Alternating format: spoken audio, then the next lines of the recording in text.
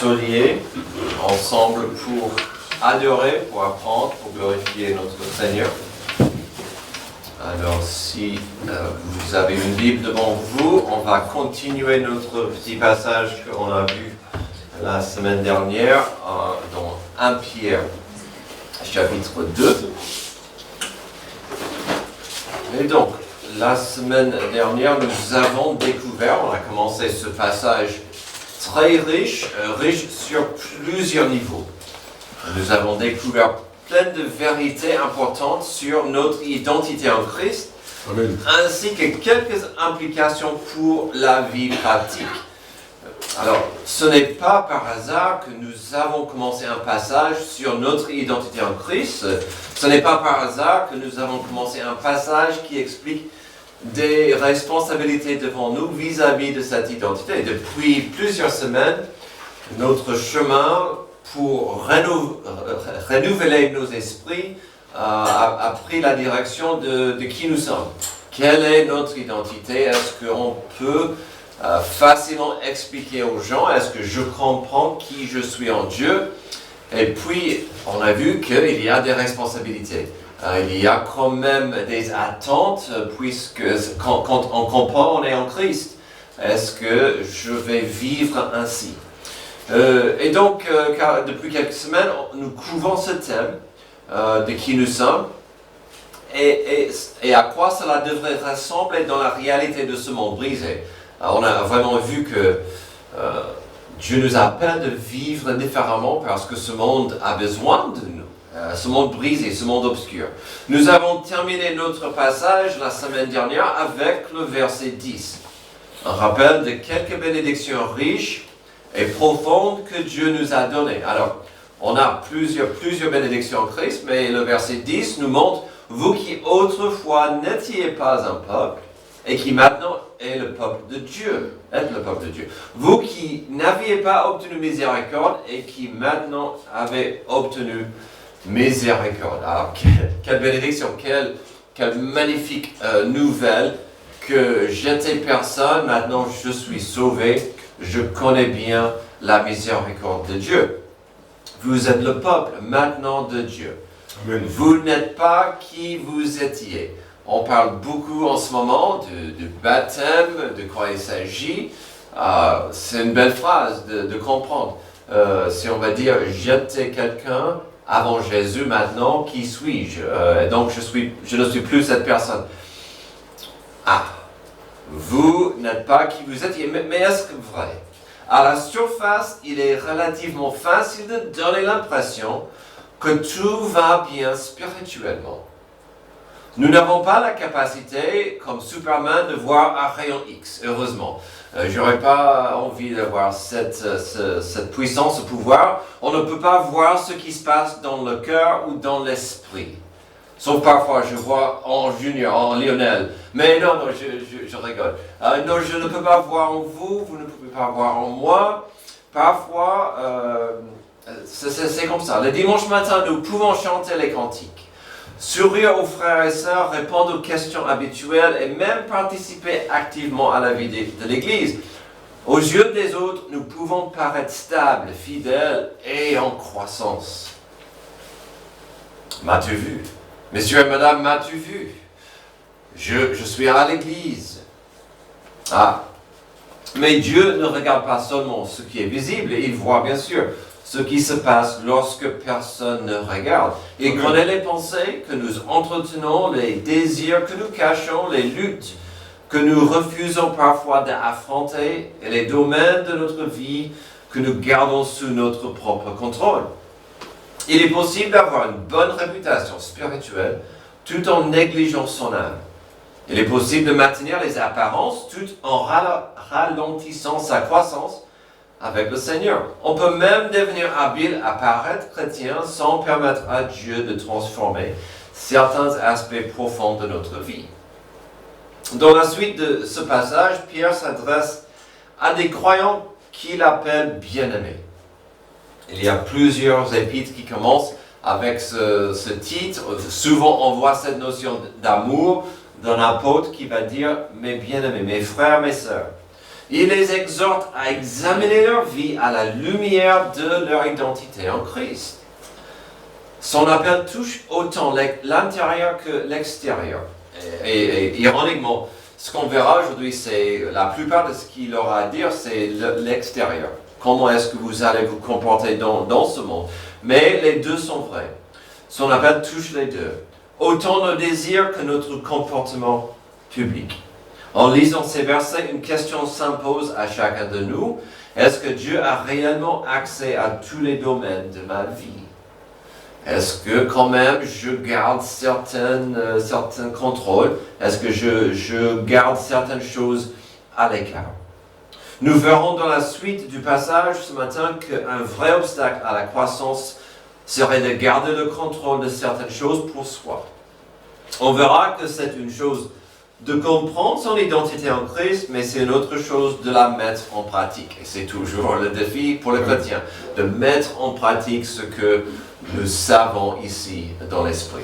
Alors découvrons ensemble 3 questions profondes, mais aussi pratiques pour une croissance dans le Seigneur. D'abord, est-ce que Dieu a accès à mes convoitises?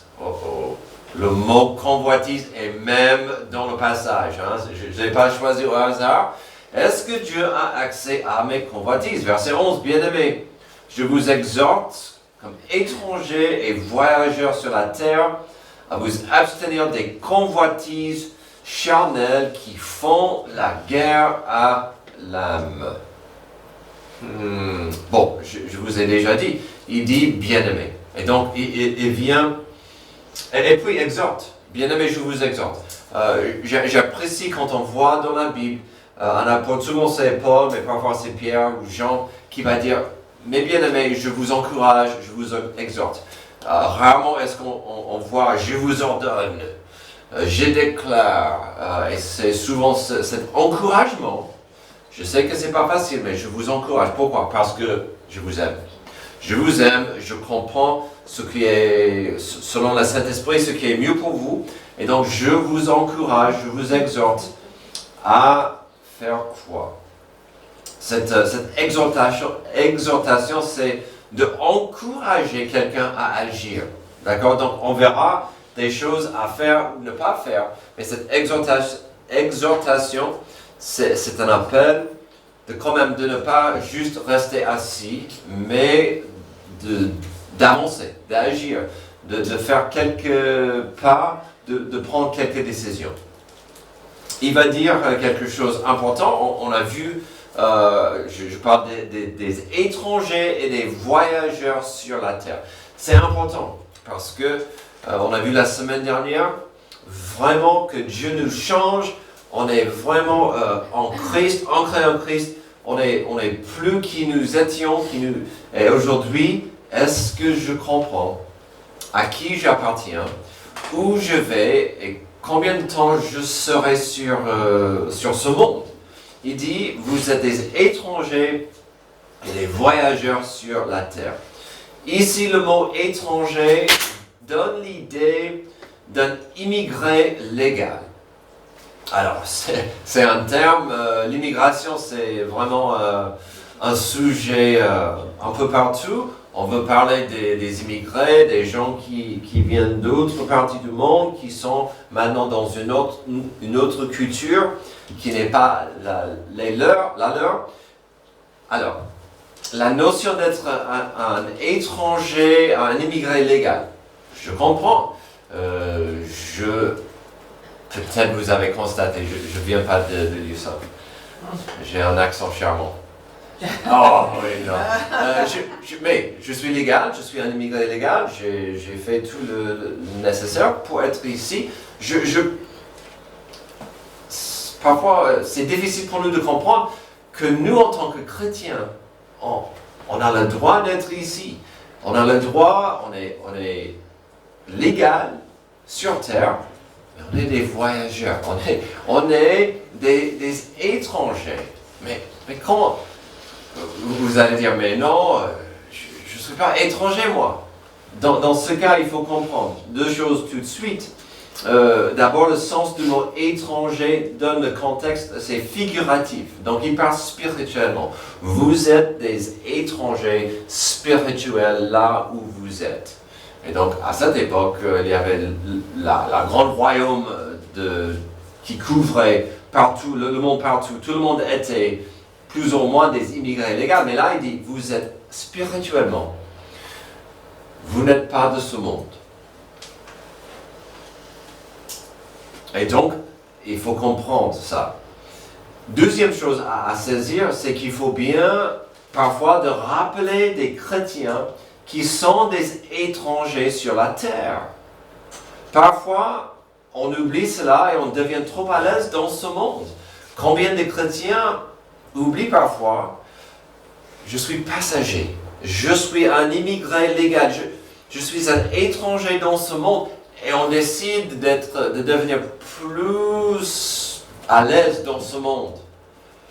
Et on oublie qu'on est d'abord un enfant adoptif de Dieu. On est d'abord un chrétien. On a vu la semaine dernière une pierre vivante, bien entrée dans la maison de Dieu. Et on commence à être trop à l'aise dans ce monde. On commence à identifier plus comme un Français ou un Américain ou un Italien ou choisissez. Mais d'abord, plus que ça, on veut être de ce monde. On commence à s'intéresser. Je m'intéresse plus à ce que j'appelle les 3 P, les 3 choses qui font tourner le monde. Le plaisir, le pognon et le prestige. Et ça devient notre identité au lieu de dire je suis un enfant adoptif de Dieu, j'appartiens à Dieu. Puis, comme on a vu, il les appelle voyageurs. Un rappel que nos racines, nos pensées, nos désirs devraient être centrés sur Jésus-Christ. Notre thème de l'année, c'est un renouvellement de l'esprit afin d'être transformé, de devenir plus comme Jésus, de suivre sa volonté. Et ici, quand on comprend qu'on est voyageur, que notre temps sur terre est limité, notre temps, la vie est fragile et courte, ça va nous aider. Alors, et on dit tout ça, il dit, quand même, il faut abstenir à certaines choses, des convoitises charnelles. On va beaucoup parler des convoitises charnelles, mais avant d'y aller, il faut faire face au mot abstenir. L'implication est claire, simple et puissante. Il y a un choix à faire. Parfois même, souvent, il est plus facile de choisir ce qui n'est pas bon. Dans le monde, souvent, on développe des habitudes. Et après, on n'a plus besoin de penser et de choisir parce que je fais cette habitude. C'est trop facile de juste agir puisque j'ai décidé il y a longtemps ce que j'allais faire ou pas faire. Et ici, j'ai failli dire Paul, Pierre dit, non, il faut quand même engager l'esprit et choisir. Est-ce que cette chose devant moi glorifie Dieu ou est-ce que c'est une convoitise charnelle qui m'intrigue, qui me parle? Ici, Pierre ne demande pas l'impossible. Il ne propose pas que nous vivions dans un monastère comme des moines. Heureusement, c'est pas ça. Vous êtes des citoyens du ciel, mais vous vivez en ce moment sur la terre, entourés par ce monde. Donc, quand on arrive à une tentation d'agir mal, c'est possible d'abstenir. Ou comme dit notre thème de l'année, soyez un sacrifice vivant à Dieu, disponible et prêt à un renouvellement d'esprit. Alors, on a le choix d'abstenir à ces convoitises. Alors, c'est quoi une convoitise? Alors, soyons clairs. Une convoitise, ce n'est pas quelque chose qui nous rend malade, qui nous dégoûte. On a compris, on a appris l'autre jour qu'il y a un Dunkin' Donuts à Carissy. Alors, c'est des donuts américains. C'est bien connu là-bas. Donc pour nous, déjà c'est des donuts, yes please. Deuxième, c'est un petit rappel de chez nous. On a cédé à la tentation, c'est pas grave, mais c'était facile. Amy n'est pas rentrée du Carré-Seigneur avec des brocolis. Avec une convoitise charnelle de manger un brocoli, non, c'était Dunkin' Donuts, c'est attirant une convoitise. On n'est pas attiré, j'espère que vous n'êtes pas attiré de braquer une banque. Mais peut-être une convoitise de voler la réponse de votre voisin-voisine à l'école. Amen. Ça, c'est autre chose. C'est la même idée, mais la convoitise. Ah, d'accord. OK? Donc, une convoitise sera souvent attirante. Je le veux quand même. Et donc, c'est le problème. C'est facile. Et ça vient de la vie ancienne. La vie charnelle va appeler aux actions qui iront contre ma foi en Dieu et mon obéissance à Dieu. Souvent, ça chuchote à mon plaisir, mon orgueil ou ma position dans la vie. Oh, personne, vas-y, fais ça, personne ne va le savoir. Tu la mérites. Et c'est intéressant. Mais le problème, c'est que, il est dit, certaines de ces convoitises font guerre à l'âme. Amen. Et c'est là où ça devient problématique, puisque on veut suivre Dieu, on veut suivre la chair, mais si on commence à suivre la chair et l'ennemi, ça fait une guerre. Alors parfois je vous donne l'image avec les deux anges, le démon et l'ange qui chuchotent dans l'oreille, mais c'est vrai, vous connaissez le système. Parfois les convoitises, si on cède et on dit au Saint-Esprit ou à la parole, vous restez là, je vais suivre ce que je veux faire pendant un moment, ça fait une guerre à l'âme. Alors, sans entrer dans une discussion profonde et prolongée sur des péchés graves ou moins graves, il faut être honnête sur ce sujet de cette guerre qui font guerre à l'âme. Est-ce que Pierre fait allusion aux péchés spécifiques? Est-ce qu'il pensait à certains péchés très attirants? Je ne crois pas. Je pense qu'il parlait du combat, ou plutôt l'absence du combat. Lorsque la repentance ne m'intéresse plus et je préfère que le Saint-Esprit reste dans son coin silencieux. Ça, c'est la guerre dans mon âme. Les convoitises qui font la guerre à mon âme sont celles qui disent « Je peux régler ma vie, j'ai pas besoin de me soumettre à Dieu tant que je donne au monde l'apparence que je suis spirituel et super chrétien. » La guerre le combat qui fait guerre à l'âme, c'est souvent quand je cède à moi, je, tout en essayant de montrer au monde que je suis un type bien. En chronique de Pierre, l'apôtre Jacques nous avertit d'un tel danger au Jacques chapitre 1, mais chacun est tenté quand il est attiré et amorcé par sa propre convoitise. Ça, c'est pas un péché. Ça nous arrive, ça vous arrive, ça m'arrive tous les jours. Ah, mais c'est un processus. Qu'est-ce qui arrive ensuite? Lorsqu'elle a conçu la convoitise, lorsqu'elle a conçu en forme de péché, et le péché étant consommé, produit la mort. De pécher, c'est une chose. De décider que l'on peut vivre avec un pied dans le monde et un pied dans l'Église, ça c'est dangereux. La réponse, selon notre passage, c'est de donner à Dieu l'accès à ce processus. Ironiquement, quand on invite Dieu dans ce processus, nous aurons plus d'opportunités de renouveler l'esprit selon sa volonté. Et en même temps, Dieu nous aidera à réfléchir avant d'agir. Et donc, quand on invite Dieu dans le processus, la Bible dit, le Saint-Esprit est là pour nous encourager, pour nous fortifier, pour qu'on devienne plus comme Jésus, pour qu'on s'approche à Dieu. Et donc, est-ce qu'on peut inviter Dieu dans le processus? Est-ce que Dieu a accès à mes convoitises? C'est une première question importante à poser. Ensuite, est-ce que Dieu a accès à ma conduite? Verset 12.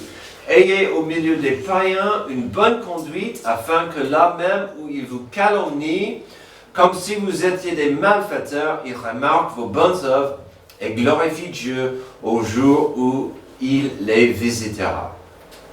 Le mot conduite est assez clair. Ici, dans le milieu de l'Église, on pourrait dire témoignage. Souvent, on va utiliser le mot témoignage pour ce mot conduite. Votre manière de vivre, votre réputation. Est-ce que c'est Dieu qui est le maître de mon témoignage, ma manière de vivre, la direction de ma conduite? C'est une bonne question. Est-ce que Pierre devait dire cette phrase au verset 12? Est-ce que Pierre devait dire « Ayez au milieu des païens une bonne conduite » ?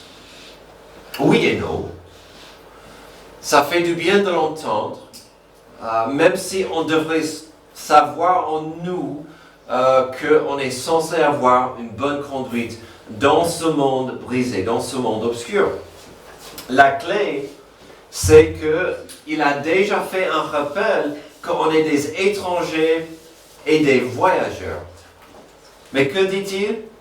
Ayez une bonne conduite. Où?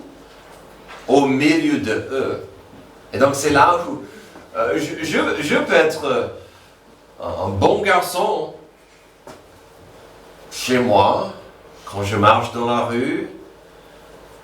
C'est autre chose quand je entre dans le monde, dans la communauté, dans la ville, quand je suis entouré par des gens qui n'aiment pas Jésus. C'est là où ça devient plus compliqué. Donc, au milieu de eux, ayez une bonne conduite. Il parle du mot calomnier, afin que là même où il vous calomnie, comme si vous étiez des malfaiteurs, attaquer, blesser la réputation, de attaquer l'honneur de quelqu'un, ça fait mal. Personne ne veut être attaqué pour ce qu'il a fait. Et ici, ce que Pierre disait est tellement simple et logique. Les injures, les insultes, les gros mots, tout cela va venir dans une vie. Et je sais bien que certains ici, on vous appelle saint ou l'apôtre au boulot, ou ils l'ont fait à une époque. Pourquoi? Parce que vous étiez différents. Vous êtes comme ça. Tu penses que tu es mieux que moi parce que tu vas à l'église. On sera injurié, insulté. Ça va arriver. Surtout si on ne vit pas pour ce monde, mais pour quelque chose et quelqu'un que ce monde ne voit pas ni comprend pas. Et donc, ce que Pierre est en train de dire, c'est ça. Ne mettez pas de l'essence sur le feu. On ne peut pas plaire à tout le monde. On ne peut pas plaire à tout le monde. Si je voulais plaire à tout le monde, je ne serais pas un pasteur, je serais un politicien. Non, même pas. Non, on ne peut pas plaire à tout le monde. Surtout un chrétien dans ce monde brisé, dans ce monde obscur.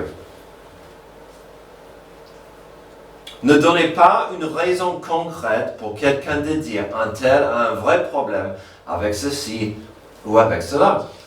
Paul, encore un collègue de Pierre, il a exprimé ceci au Galates 5, 22, 23, vous le connaissez. On parle souvent des fruits de l'esprit. Le fruit de l'esprit, c'est l'amour, la joie, la paix, la patience, vraiment? Ok. La bonté, la bénignité, la fidélité, la douceur, la tempérance. La loi n'est pas contre ces choses. J'adore la fin du verset Galates 5, 23. Trouvez-moi une loi contre la bonté, la patience et l'amour. Peut-être ça existe, mais dans le monde réel, le monde a besoin de plus des fruits de l'esprit. Et donc, c'est ce qu'on voit ici. Le monde va vous injurier, Restez soumis à Dieu, le fruit de l'esprit. Si nous vivons pour Dieu, dans la soumission à sa parole et sa volonté, nous invitons le Saint-Esprit d'œuvrer en nous. Puis il va avoir des fruits. Tout cela est contraire à une vie qui s'ouvre aux convoitises charnelles. Si je suis mes convoitises charnelles, je dois tourner dans l'autre direction du Saint-Esprit et les fruits. Mais, au verset 12, on peut voir cette notion que je suis innocent. C'est pas juste. Mais, alors, une phrase française que tout le monde aime bien, surtout à l'école, Isabelle l'entend tout le jour. Mais j'ai rien fait, moi. Ah, c'est possible qu'on est innocent. Il dit, peut-être vous n'avez rien fait. C'est comme si vous étiez des malfaiteurs. Certains pensent que Pierre parlait d'un problème spécifique ici. Si vous vous souvenez de votre histoire, l'empereur Néron a brûlé la grande ville de Rome et il a accusé les chrétiens pour couvrir son acte. Son esprit était un peu délicat, il a brûlé la ville, il a dit que c'était des chrétiens. Alors, c'est possible que Pierre parle de ça. Ah, vous, c'est des gens comme vous qui ont brûlé Rome. Que ce soit les accusations de Néron, que ce soit les accusations d'un voisin, que notre conduite soit remplie d'amour, que nos vies reflètent la loi royale d'aimer Dieu profondément et d'aimer son prochain pratiquement. Si vous n'avez rien fait de mal, votre conduite devrait le prouver un jour. Si tel est le cas, on verra ensuite ce qui pourrait arriver pour la gloire de Dieu. On voit que notre conduite reflètera notre cœur. Il remarque vos bonnes œuvres et glorifie Dieu. Ça c'est idéalement, malgré les accusations, les gens vont dire, mais je vois des bonnes œuvres. Je vois cette personne qui aime Dieu. Sa vie reflète qu'il aime Dieu. Et puis, on voit un rappel important que la justice appartient à Dieu. Il dit, il remarque vos bonnes œuvres et glorifie Dieu au jour où il les visitera. Ça, c'est pas facile pour nous. Parce qu'il parle dans le futur. Ils verront un jour que vous étiez emblème, que vous étiez innocent. Peut-être pas tout de suite. L'idée, le désir, c'est qu'il glorifie Dieu à travers mon témoignage, à travers ma conduite. Ce verset, c'est pas facile parce que on ne voit pas ces gens qui glorifient Dieu tout de suite, ou aujourd'hui, ou même demain. Parfois, des gens seront convaincus de votre culpabilité, même si vous êtes innocent. Mais Dieu aura la justice. Hier, à la réunion des hommes, on a entendu un témoignage d'un frère qui, pendant des années, avait des problèmes avec quelqu'un dans le bâtiment. Au fur et à mesure, qu'est-ce qui se passait? Son amour pour Dieu, son amour pour son prochain, au fur et à mesure, a changé l'attitude de cet homme. Et aujourd'hui, son attitude est bien différente qu'avant. Bravo! C'est ça, en fait. Ce n'est pas une formule magique, mais ça peut se faire que les gens verront une différence. Un jour devant Dieu, quand tout est révélé, ils doivent donner une réponse devant Dieu pour leur vie. Ils vont dire, ah, à toi la gloire, Dieu, j'avais tort. Mais parfois, on doit recevoir des flèches en attendant. Votre conduite compte aujourd'hui et demain. Et donc, on revient à cette notion d'ouvrir sa vie à Dieu. C'est convoité, certes, mais ensuite de vérifier que sa conduite est selon la volonté de Dieu. Si on est persécuté pour notre position vis-à-vis de Jésus-Christ, il aura la gloire.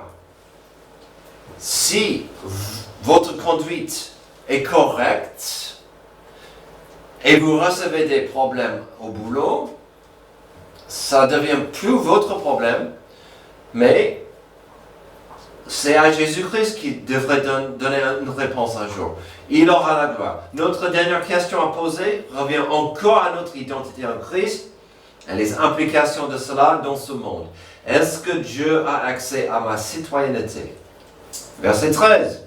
Soyez soumis à cause du Seigneur à toute autorité établie par les hommes, soit au roi comme souverain, soit au gouverneur comme envoyé par lui pour punir les malfaiteurs et pour approuver les gens de bien.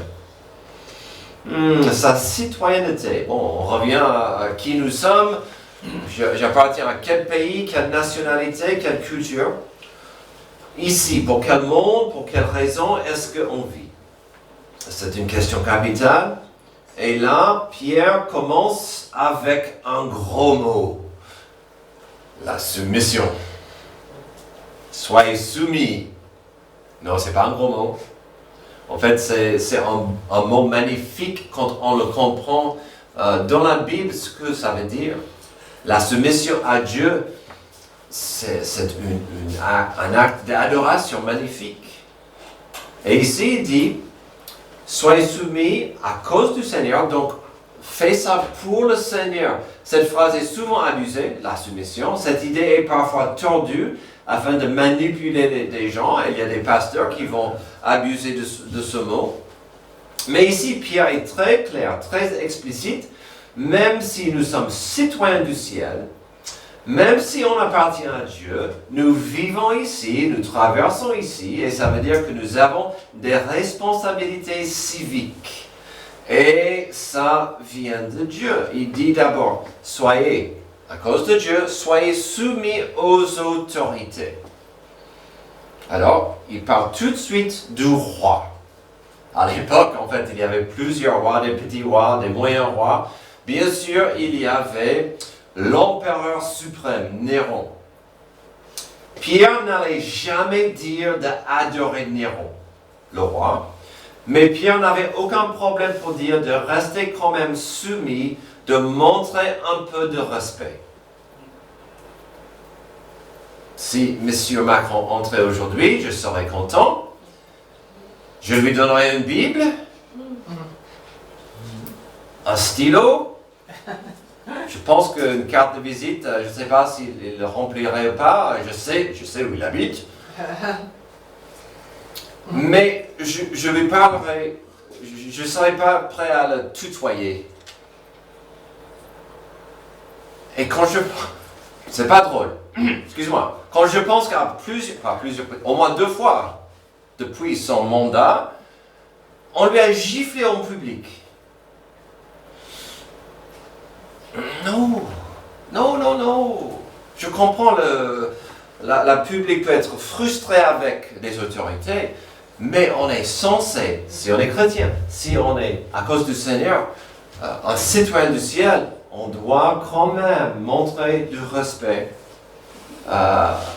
aux autorités. Vendredi, j'ai vu Monsieur le maire. En public, on se tutoie. Comment vas-tu?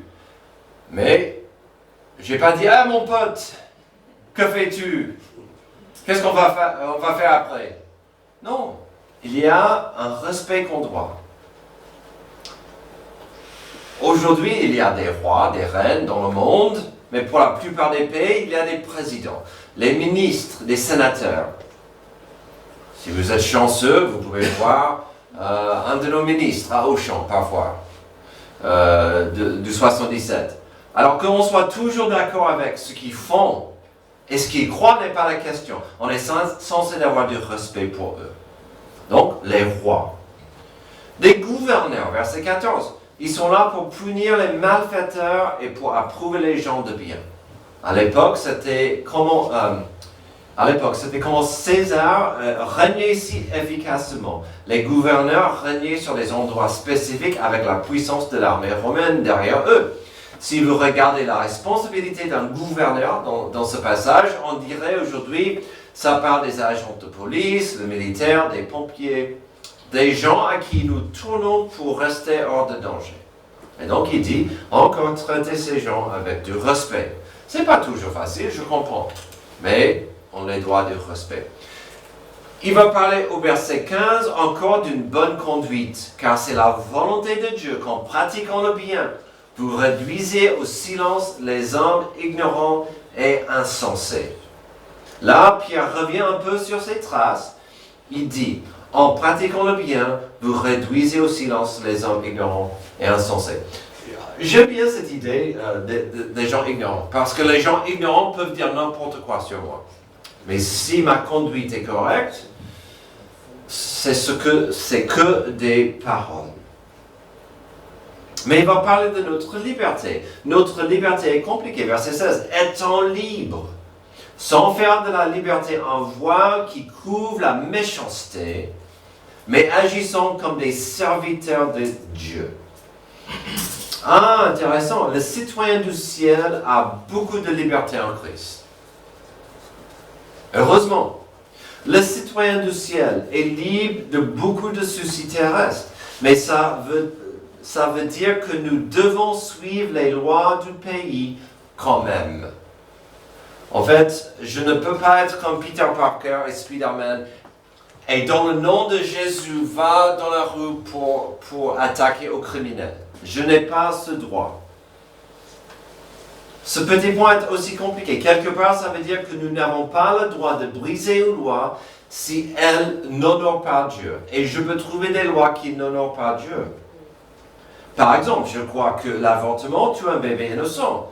Si c'est la loi d'un pays, ça ne me donne pas le droit d'exploser une clinique d'avortement. Ça ne me donne pas non plus le droit d'agresser un docteur qui pratique l'avortement. Ça ne me donne non plus le droit d'aller chercher des femmes qui cherchent un avortement pour dire « honte à vous, que faites-vous » Non.